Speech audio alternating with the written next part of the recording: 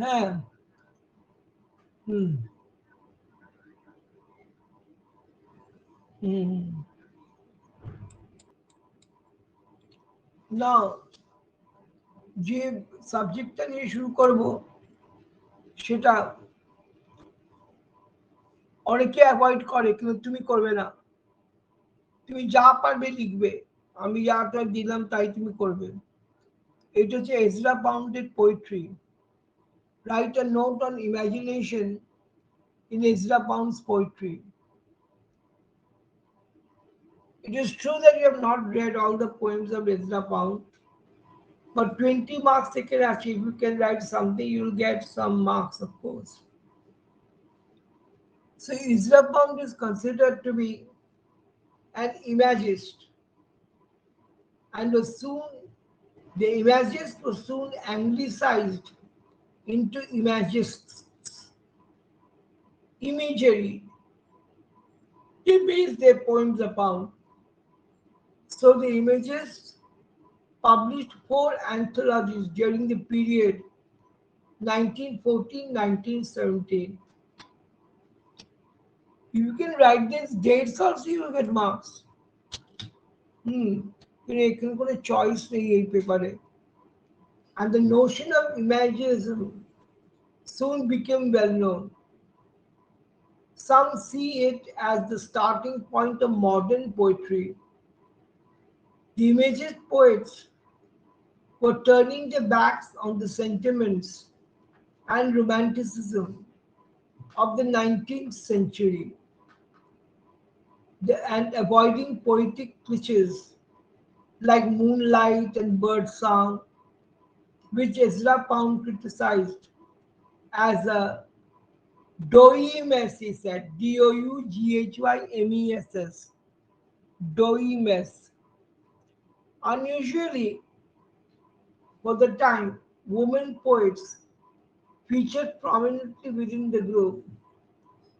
The four imagist anthologies included work by Pound and two original imagists, H.D. and Addington, and also poets such as Amy Lowell, Marion Moore, and William Carlos Williams. These names are kafi to get good marks. Some poets referred to themselves as imagists, others didn't use the phrase but were sympathetic to the movement arms, ALMS. The imagists were interested in returning to what they saw as the best poetic practices. Yes, it is said to be the best poetic practices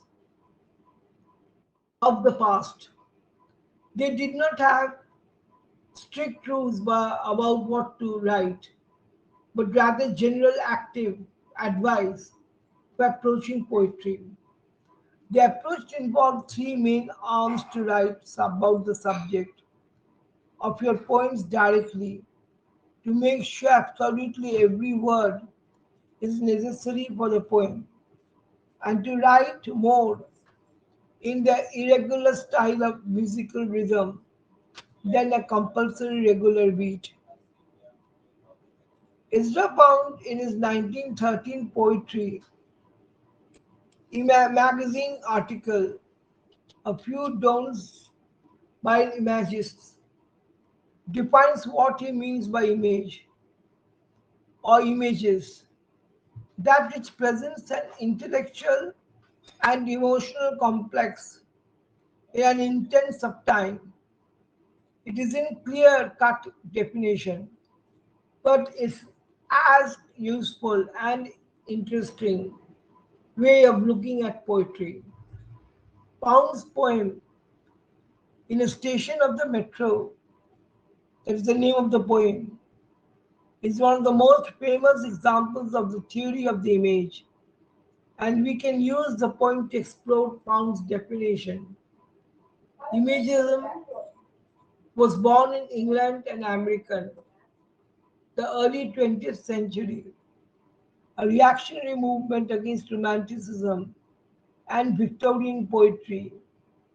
Imagism emphasized simplicity, clarity of expression, and precision through the use of exacting visual images. Though Ezra Pound is noted as the founder of the imagism, the movement was rooted in ideas first developed by English philosophers and poet T.E. Hulme, Hulme, who as early as 1908 spoke of poetry based on an absolutely accurate presentation of its subject with no excess verbiage. In his essay Romanticism and Classicism, Hulme wrote that language of poetry is a visual, concrete one. Images in verse are not more decorations, but the very essence. Pound adopted Hulme's Hulme apostrophe's ideas on poetry for his Imagist movement, which began its earnest in 1912 when he first introduced the term into the literary lexicon during a meeting with Hilda Doolittle. After reading her poem, Hardness of the Ways, Pound suggested some revisions and signed the poem. H.D. Imagist before sending it to Poetry magazine in October of that year. That November, Pound himself used the term Imagist in print for the first time when he published Hulme complete poetical works. It a strand of modernism, imagism aimed to replace abstraction with concrete detail that could be further expounded upon through the use of figuration. These typically short free-verse poems, which is clear precursors in the concise image-focused poems of ancient Greek lyricists and Japanese haiku poets, moved away from fixed meters and moral reflections, subordinating everything to what whom once called the hard, dry image. Pound's definition of the image was that which presents an intellectual and emotional complex in an instant of time. It is really emotional, it is really intellectual. He said it is the presentation of such a complex instantaneously which gives the sense of sudden liberation, that sense of freedom from time limits and space limits, that sense of sudden growth which we experience in the presence of the greatest works of art, which March 1913 poetry published a few don't buy the Imagist in it. Imagist poet F.S. Flint, quoting Pound, defined the tenets of Imagist poetry. Direct treatment of the thing, whether subjective or objective, actually as regarding reason to use absolutely no word that does not contribute to the presentation. As regarding rhythm, it composed the sequence of the musical phrase, not the sequence of the metronome. So, such a small answer, you only need to know the questions and nothing else. Just the questions and the answers. If you can just put it in the proper order, nothing can stop you. This much I can say. So, such a small question, small answer, 20 marks. Only you have to write the names of the authors who are the imagists. And if you can write, you'll get marks. This much I can say, 20 marks. Then, of course, there is another question on this very paper, Puritanism. It is not also very big answer, it is a very short answer. And this American Puritanism, this theory is based on all American theory. So you have over here also another question, American Puritanism. Now the question might arise, what is American Puritanism? Nothing to worry about this question. Hmm. Because again, the same thing. Otherwise, it is a very short answer. Because it is theory, you don't have to write very big and all about it. You have to write each and everything to the point. That is what is required of you to do. So, Puritanism refers to a Calvinist movement that emphasized the personal experience of salvation. Calvinist movement by Christ's strict moral discipline and purity as the correct form of Christian life, a covenant of obedience to God, who was viewed as absolute sovereign over all, and societal reform to convert the world to the way of Christ. Puritanism was a religious reform movement within the Church of England. It began in the late 16th century in England, but soon spread to the northern English colonies in the New World, that is the American world. The Puritans in America laid the foundation for the religious, social, and political order of New England colonial life. So, you need not worry about anything. You need to worry only of the answer, because the answer isn't that big, it is very small. Puritanism was a religious reform movement. So, significance of American Puritanism in American literature, it is found cleansing the church of the Catholic ties that had a profound effect on writing of the time. Authors of the period were characterized by first person works that were heavy on simplistic language and sentence structure, as religious references and biblical allusions. Puritans went chiefly to New England, but small numbers went to the other English colonies up and down the Atlantic.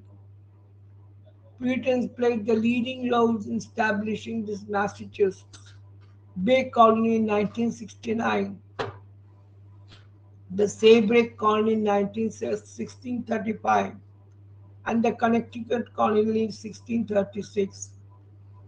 Finally, many Americans have adopted the Puritan ethics of honesty, responsibility, and work and self control. Puritans played an important role in American history, but they no longer influenced American society.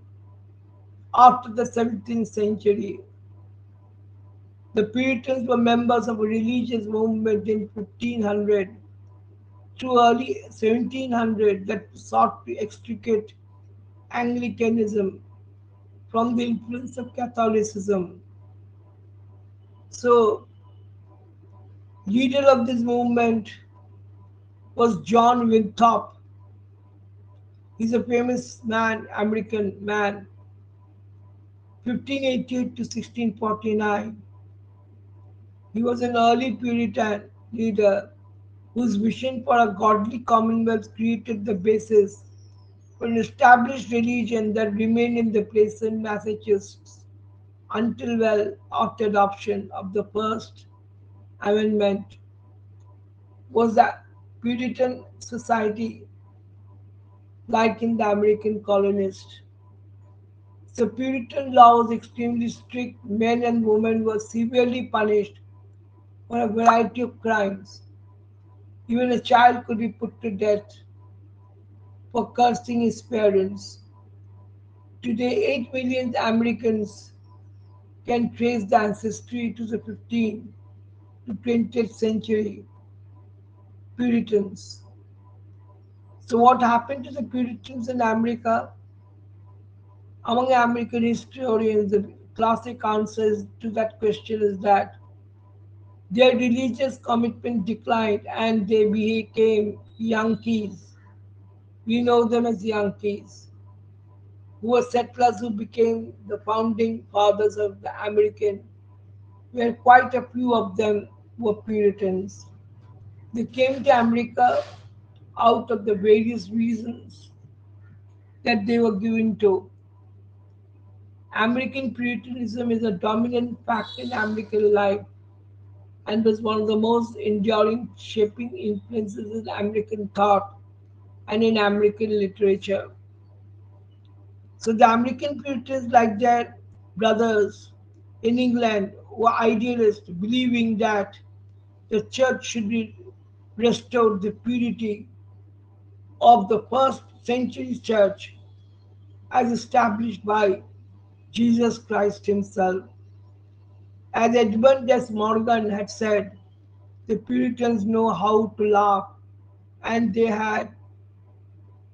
also know how to love, laugh and love. And yet it is also true, as Morgan observes, that they did not spend their best hours in either love or love. They had finished, they have finished and they had fixed their eyes on a heavenly goal. So the influence of American Puritanism was a great influence. The New England Puritan formed only one of the number of groups of settlers in the New World. Among these groups, at least well into the 18th century, the Puritan contributed a substantial body of intellectual and literary works. They became famous in America.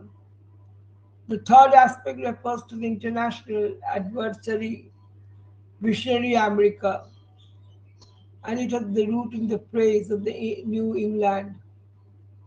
So the Puritans looked into the history with a special intensity and excitement for the role they had been choosing to play in the universal drama was altogether exceptional. A major reason for the Puritan confidence in the historic mission was their belief that history was overwhelming, meaningful because God, the governor of the history, had willed that it should be so. There were four representative figures: William Bradford, John Winthrop, Cotton Mather, and Thomas Shepherd. So there were others also in the history of the Plymouth plantation. Actually, it is called plantation, not actually a plantation. Plantation it should be. There also they were very common. These Puritans were very common. They were known in the plantation. The Puritans had the sense of self. They honored themselves with a God's purpose and a godly history. Of course, it had already been a tenet of Protestant doctrine that an individual must find about what sins he had been guilty of by self examination rather than by checking his against a list of sins in some prescribed books. In American romantic writing, the inward journey appears as a predominantly psychological event. So we know the examples of Poe and Whitman. We may add several of Melville's writings, Pipe and Claddle, The Enchantress, and many more. So the Puritan theory of style in America was a style of its own which the people used it to purify themselves of their thought. The phrase often used by the Puritans when writing about rhetoric was plain style. So famous critics like Bradford appreciated them. The Puritanism was central to colonial American literature, and they were great inspiration to the literature. The people understood them very well, and they became famous among the people because of their honesty of purpose. That was more important. Anything that you do must have that honesty of purpose. I believe so. If you do not have that honesty of purpose, whatever you do can have no meaning in itself. So you'll see that, very truly speaking, being a very small answer.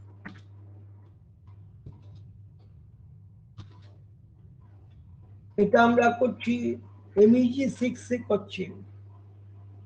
হুম, আমি তোমাকে সেইগুলো করাবার চেষ্টা করছি যেগুলোকে তুমি এখন তো একটু তো কম পড়তেই হচ্ছে। You have to know them so that in short you write answers, or if you write answers